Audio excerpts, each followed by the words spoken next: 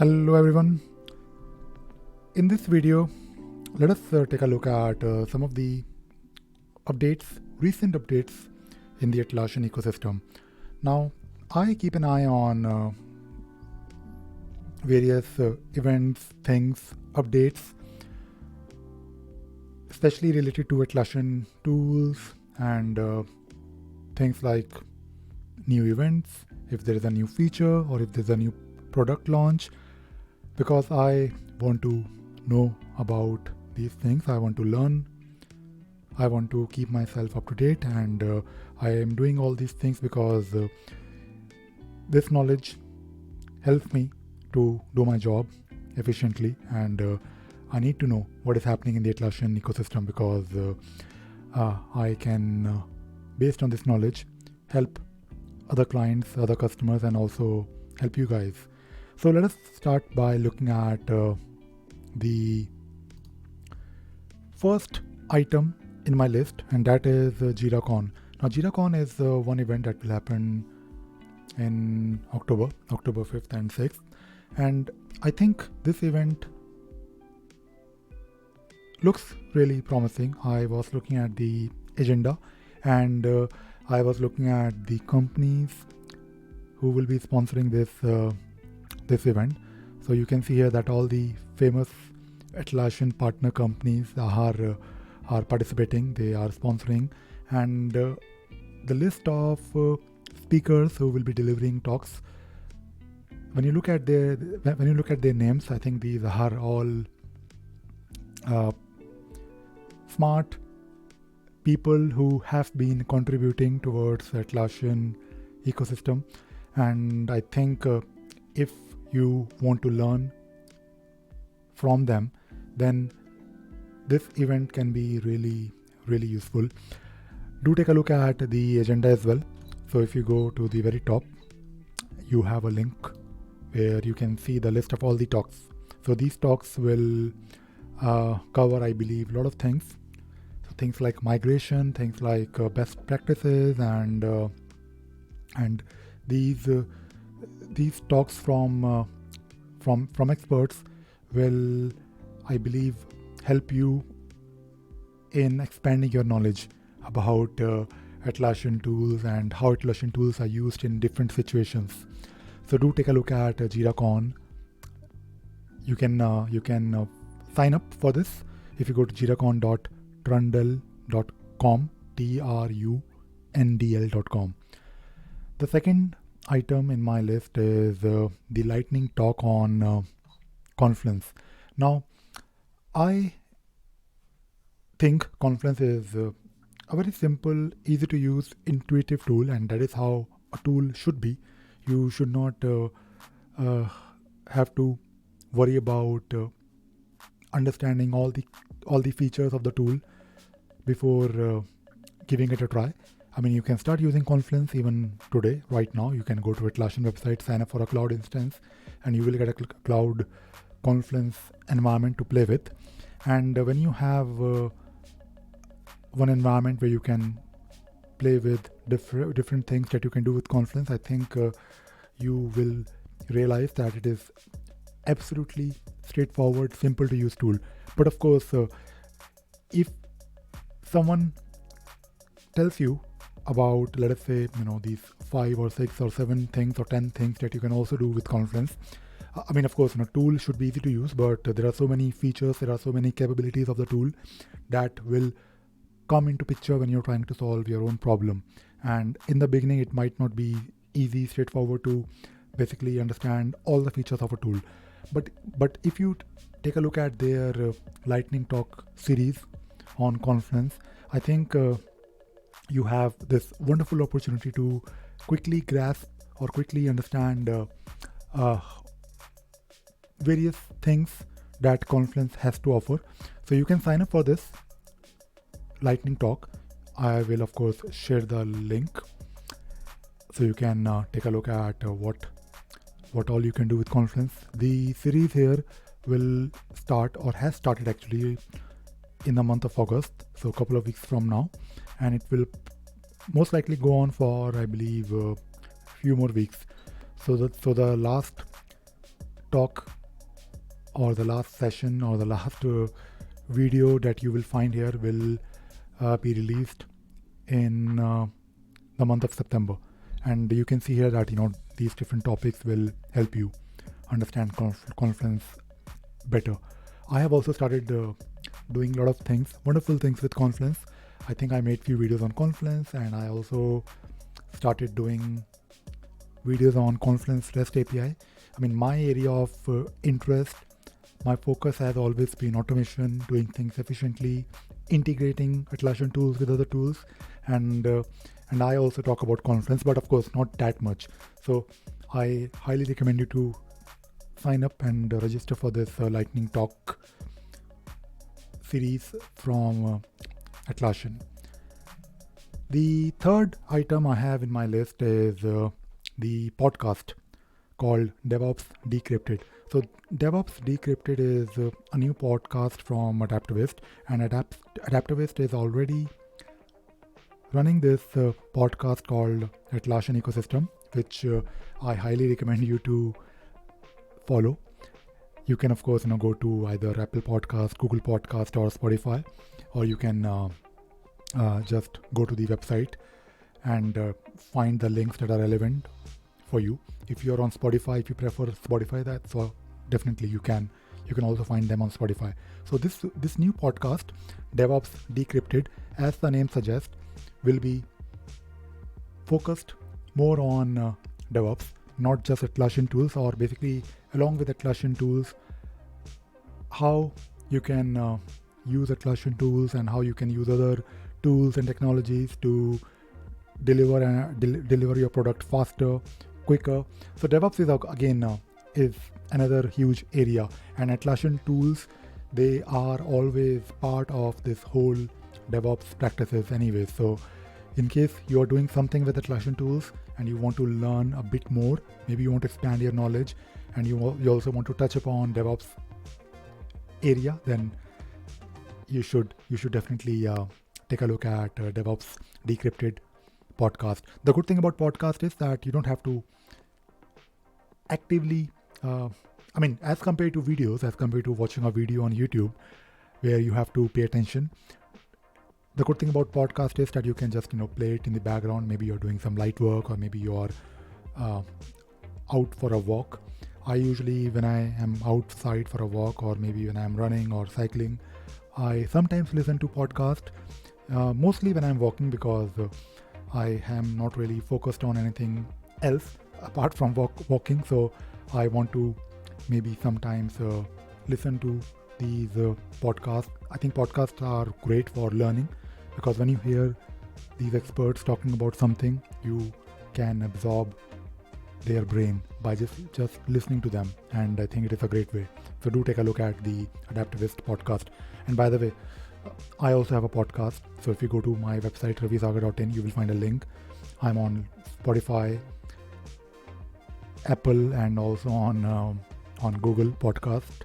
I also share things related to not just Atlassian tools, but technology in general. But of course, my focus has always been Atlassian tools like Jira, and also I talk quite a lot about Linux, Emacs, open source technologies.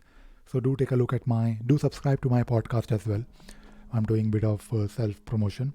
The fourth item that I have in my list is the place where you can find all the events or things that are happening in the Atlassian ecosystem, and that is basically this site, this URL called atlassian.com/company/events. So if you're doing something with Atlassian tools, or maybe you're interested in learning more like me, so do take a look at this particular site, where you will find information about anything that happens in Atlassian ecosystem. And because it is the Atlassian's own website, you will find relevant links all the time. So for example, if you want to know about Team Tour, so of course this is now closed, but you can find the links to all the old videos. And also, if you scroll down a bit, you will find this particular section where you can find more about the Atlassian community events or the partner events or partner podcast. So, for example, if you want to, let us take a look at the partner events, this particular site. Here you will find the list of all the events that are happening or that will happen. It could be a webinar, it could be any relevant event. So if you follow this particular page, you can actually find the information about these events. And I think this can be a great place. Of course, you don't have to participate in all of them, but you have a place where you can find and pick and choose the events that are relevant and helpful. So do take a look. So mostly webinars. I mean, I used to do a lot of webinars, and I think webinars are also great because you have someone live talking to you. Of course, it's a broadcast, but you will also get this opportunity to maybe ask questions. So do take a look at this particular site here, Atlassian Events portal, where you will always find information about events. The fifth item I have in my list is the cloud migration. Now I have recently started and talking and sharing things related to cloud migration, which is of course the logical thing to do because people are moving towards cloud, and when they are moving towards cloud, they have to of course worry about whether they can migrate their data, whether they can migrate all the customizations, all the integrations, or whether they will be able to migrate and also merge to an existing cloud instance. Maybe organizations have been using multiple Jira or Confluence instances on server, but now they have to consolidate and move those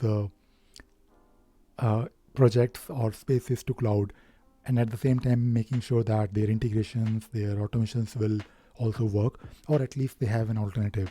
And of course, when you're moving towards cloud, you also have to worry about training people. So if you are starting your journey of cloud migration, maybe you have this in your plan in the next few months, or hopefully in the next 6 months, because in the next couple of years, I think a lot of people will move towards cloud, and you have to start early. You have to plan your work.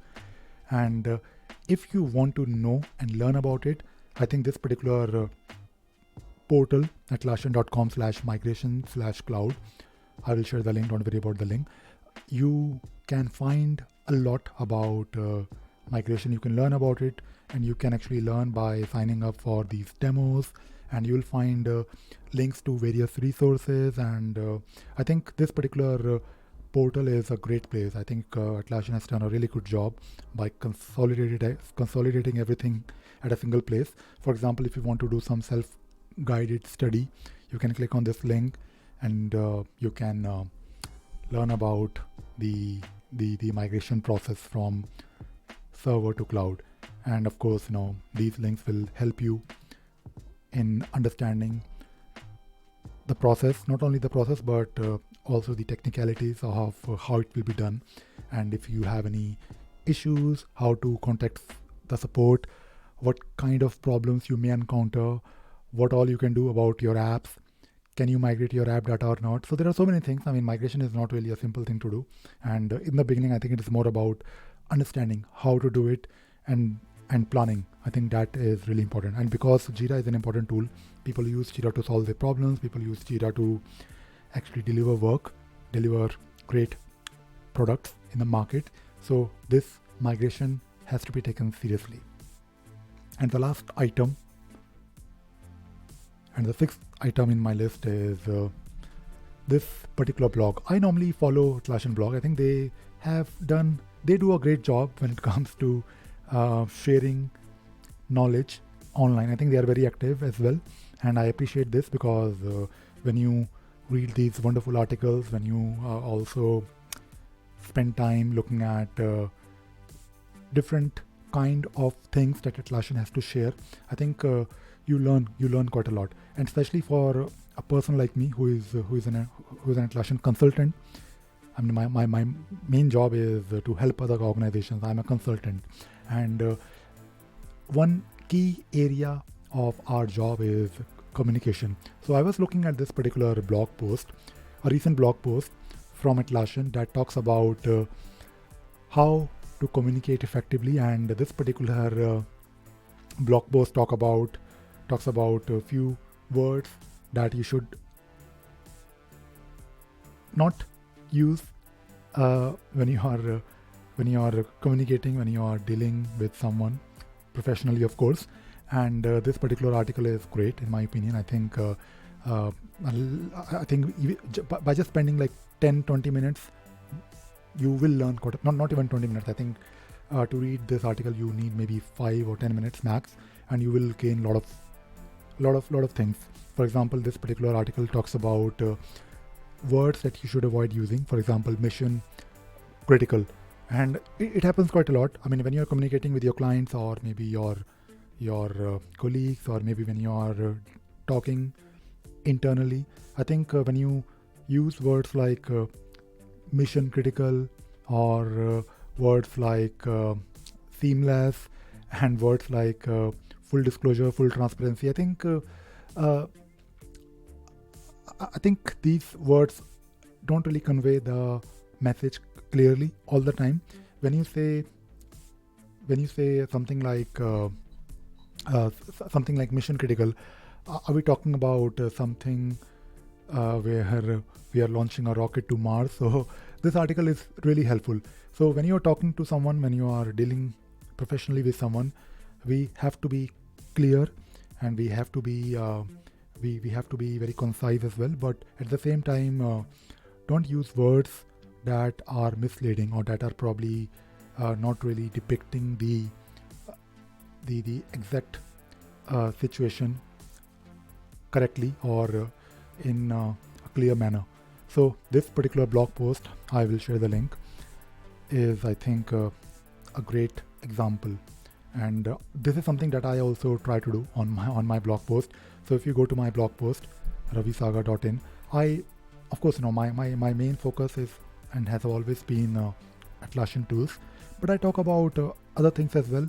I talk about things that I'm talking about non-technical things. I'm talking about things that are not always related to technical stuff, because doing technical work is fine, but even if you are a developer, or maybe you are a geek, or maybe you are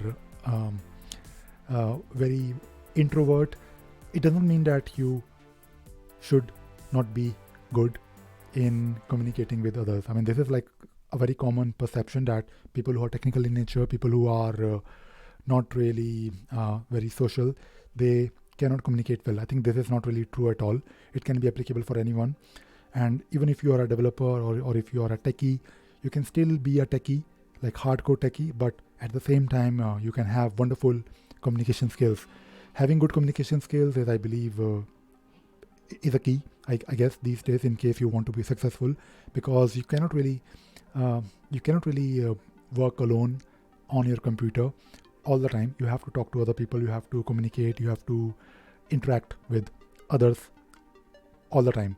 So these kind of blog posts from Atlassian, I think, are a great example of how to communicate effectively, and that is all I wanted to talk about in this particular video.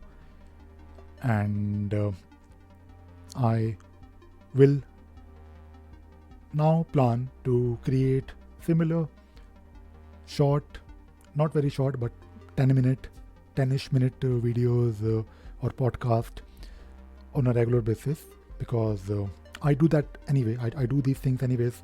I always, whenever I'm maybe having my tea, or whenever I'm relaxing, not really working, not really doing proper work, I do of course spend time online and looking for these updates. And I do keep a list with me all the time. You will always find some kind of an update on my website, or maybe I'm making a video about it. So I do that anyways, but now I'm thinking of naming this.